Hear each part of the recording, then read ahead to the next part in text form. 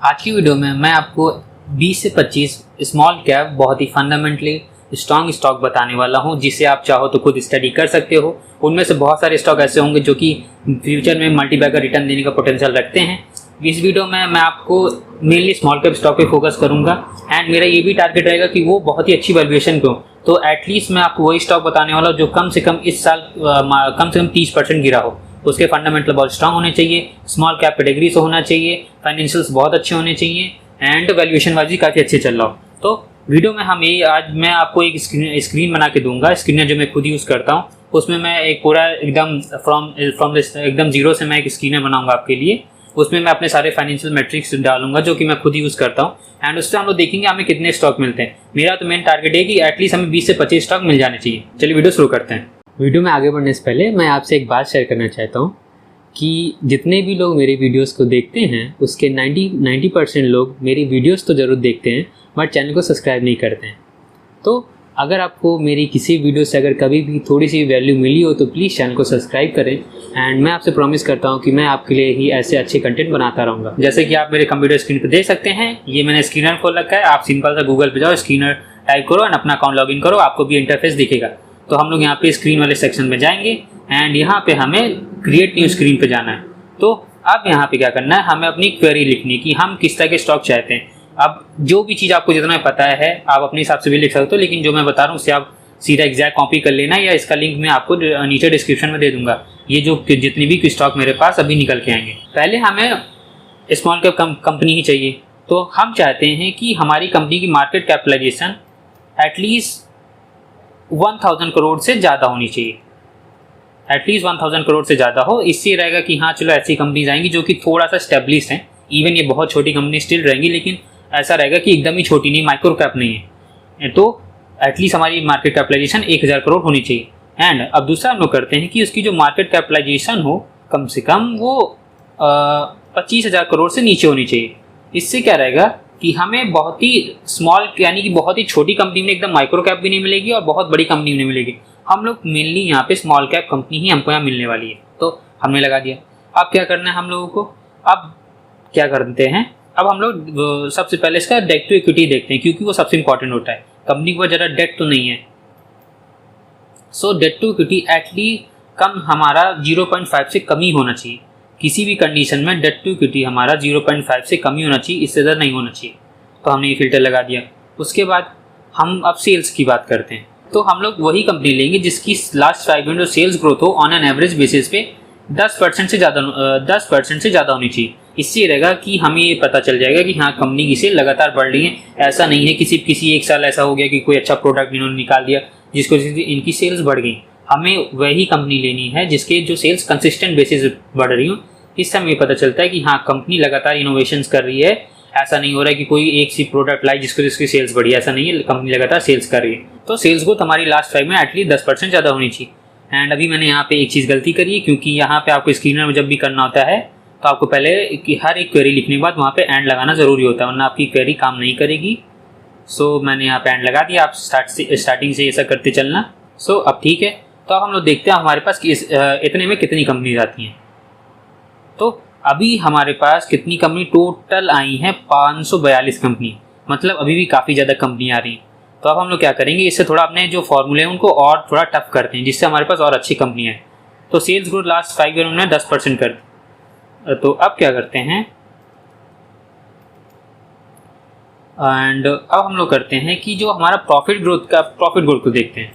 Profit growth at least हमारा जो last 5 year में हो वो भी कम से कम 10% से तो बढ़ ही रहा हो। कंपनी जितनी सेल्स कर रही है एटलीस्ट उतने से तो प्रॉफिट बढ़ा रही हो। ये नहीं कि सेल्स ज़्यादा कर रही, सेल्स तो कर रही है लेकिन प्रॉफिट कुछ नहीं आ रहा कंपनी में, ऐसा नहीं होना चाहिए। तो एटलीस्ट हमारे पास जो प्रॉफिट ग्रोथ है लास्ट 5 ईयर को 10% से ज़्यादा होना चाहिए। तो अभी क्वेरी रन करते हैं, देखते हैं हमारे पास कितनी स्टॉक्स आते हैं। अब हमारे पास आए 441।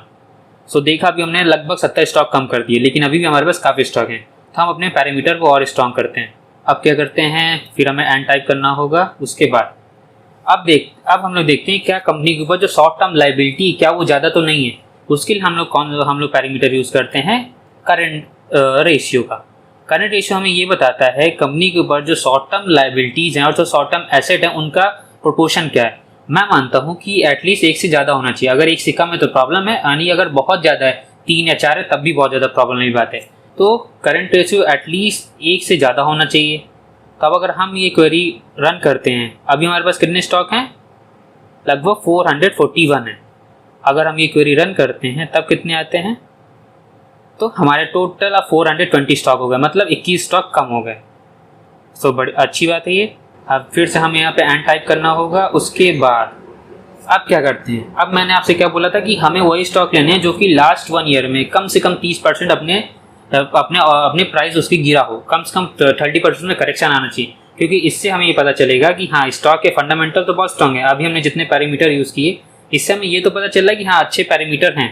जितने भी स्टॉक आए ऊपर वो सारे सभी अच्छे पैरामीटर हैं, सबके फंडामेंटल्स अच्छे हैं, नंबर्स अच्छे हैं। लेकिन आप क्या देखते हैं कि इनकी वैल्यूएशन ठीक है? तो मैं ऐसा मान रहा हूँ जिनका जो रिटर्न 1 ईयर में जो होना चाहिए वो लगभग माइनस होना चाहिए 30% का एटलीस्ट। इससे रहेगा कि हाँ कम स्टॉक अपनी वैल्यूएशन पे ठीक चलेगा, मुझे ऐसा लगता है। क्योंकि हमेशा मैं थोड़ा वैल्यू इन्वेस्टिंग करता हूँ, तो मुझे ऐसा है कि मुझे मार्जिन चाहिए, सेफ्टी मार्जिन, मुझे मार्जिन ऑफ सेफ्टी होना बहुत ज़रूरी है। तो इससे रहेगा मुझे मार्जिन ऑफ सेफ्टी मिलेगी। अब देखते हैं कितने स्टॉक आएंगे। अभी देखिएगा, अब स्टॉक बहुत कम होने वाले हैं। अभी 420 स्टॉक्स हैं। अब मैं जैसे ही क्वेरी रन करूँगा, अब मेरे पास सिर्फ 7 स्टॉक बचेंगे। तो अब आप खुद देखिए कि लगभग मोर देन 350 स्टॉक अपने आप कम हो गए। अभी से पहले 420 स्टॉक था हमारे पास, अब सिर्फ 60 स्टॉक बचे, मतलब लगभग 340 स्टॉक हमने यहाँ पे कम कर दिए। सो अब ये जो हमारे पास कंपनीज आई हैं ये सभी इनके फंडामेंटल्स बहुत स्ट्रांग हैं। ठीक है, फंडामेंटल हमने मार्केट कैपिटलाइजेशन पहले सेट कर रखी। तो हमारे पास जो कंपनी आई है, सबसे बड़ी कंपनी कीन्स टेक्नोलॉजी आई है। एंड मैं बता दूं ये कंपनी बहुत स्ट्रांग है, मैं इसको खुद स्टडी कर रहा हूँ। तो आप खुद देख सकते हो कितने हाई क्वालिटी स्टॉक हैं। टाटा एलेक्सी, केपीआईटी टेक्नोलॉजीज, आइनॉक्स विंड, ये सारी कंपनी बहुत अच्छी हैं। आईईएक्स आया है, ये सारी कंपनी बहुत अच्छी। सी इन्फो सिस्टम आया है जो कि बहुत बढ़िया स्टॉक है। ये सारे स्टॉक बहुत अच्छे हैं। लेकिन अभी क्या करते हैं, अभी हमारे पे लगभग 60 स्टॉक्स हैं ना, तो अभी थोड़ा सा इसको और रिफाइन करते हैं। क्या किया जा सकता है? तो हम क्या कर सकते हैं कि जो इनका सेल्स ग्रोथ है इसको 10 की बजाय हम लोग इसे 15 कर देते हैं। एंड जो प्रॉफिट ग्रोथ की 10 की बजाय हम लोग 15 कर देते हैं। तो अब देखते हैं हमारी कितनी स्टॉक्स आते हैं। अभी हमारे पास 7 स्टॉक हैं। अगर हम ये क्वेरी रन करते हैं तो अब हमारे पास 45 स्टॉक है।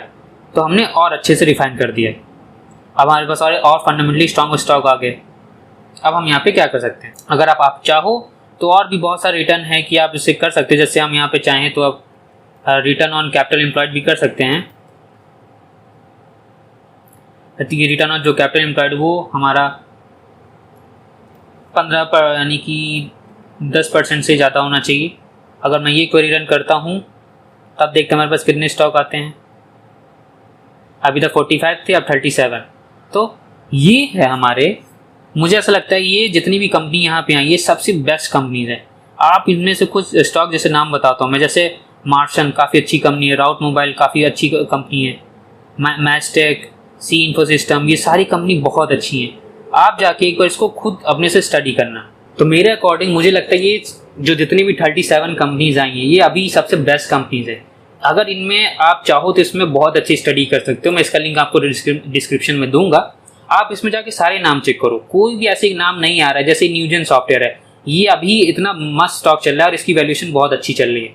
तो मैं इसमें रिकमेंडेशन तो नहीं कहूँगा कि आपको उसमें जाके सभी बाय करना, नहीं, लेकिन इसमें से कुछ कंपनी बहुत अच्छी हैं। तो जाके स्टडी जरूर करिएगा एंड मुझे बताइएगा क्या सच में आपको स्क्रीनर सही लगा है। आपको क्या लगता है मैंने अच्छा स्क्रीनर बनाया है या इससे ही बेटर मैं कुछ कर सकता हूँ? तो मुझे कमेंट में बताइएगा। आज की वीडियो यही तक। अगर आपको वीडियो थोड़ी सी इन्फॉर्मेटिव लगी हो, लगा मैंने कुछ वैल्यू डिलीवर करी है, कुछ सिखाया, तो वीडियो को लाइक करिएगा, चैनल को सब्सक्राइब करिएगा।